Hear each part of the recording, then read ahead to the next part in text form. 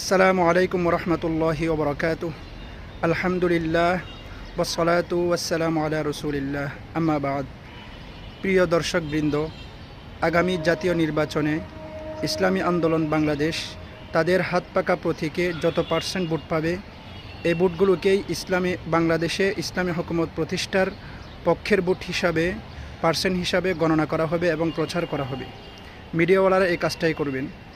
কারণ হলো, এবার নির্বাচনে যতগুলো দল অংশগ্রহণ করেছে তাদের মধ্যে একমাত্র ইসলামী আন্দোলন বাংলাদেশই তাদের নির্বাচনী ইশতেহারে এই বিষয়টি পরিষ্কারভাবে ঘোষণা করেছেন যে তারা যদি সরকার গঠন করতে পারে বাংলাদেশে ইসলামী হুকুমত প্রতিষ্ঠা করবে।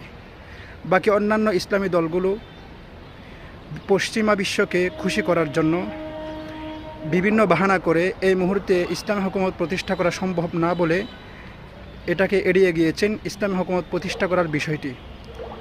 কিন্তু যে এই মুহূর্তে সম্ভব না, এই সম্ভাবনা আর জীবনও আসবে না যদি আমরা পশ্চিমা বিশ্বকে খুশি রাখতে চাই। কারণ আল্লাহ রাব্বুল আলামিন কোরআন কারিমে বলেছেন, ওয়ালাং তারদা আনকাল ইয়াহুদু ওয়ালান নাসারা হাত্তা তাত্তাবিআ মিল্লাতাহুম। প্রিয় দর্শকবৃন্দ, এই জন্য আমাদের প্রত্যেকেরই দিনী কর্তব্য হলো, দিনী দায়িত্ব হলো এবারের নির্বাচনে আমাদের ভোটটা যেন আমরা ইসলামী আন্দোলন বাংলাদেশকে তাদের হাত পাকা প্রতীকে দিয়ে এগিয়ে নিয়ে যাওয়া, যেন এর দ্বারা আমাদের বাংলাদেশে ইসলামী হুকুমত প্রতিষ্ঠার পক্ষের পার্সেন্টটা বেড়ে যায়।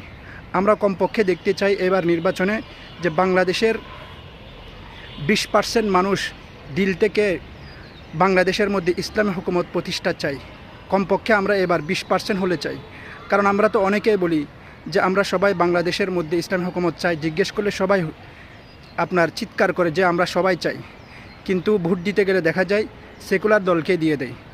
এজন্য আমরা এবার এই আমানতটা রক্ষা করব, বাংলাদেশের মধ্যে ইসলামী হুকুমত প্রতিষ্ঠার পক্ষে ভোট দেওয়ার জন্য আমরা ইসলামী আন্দোলন বাংলাদেশের ভোটের পার্সেন্টটাকে ইনশাআল্লাহ বাড়াবো। আসসালামু আলাইকুম।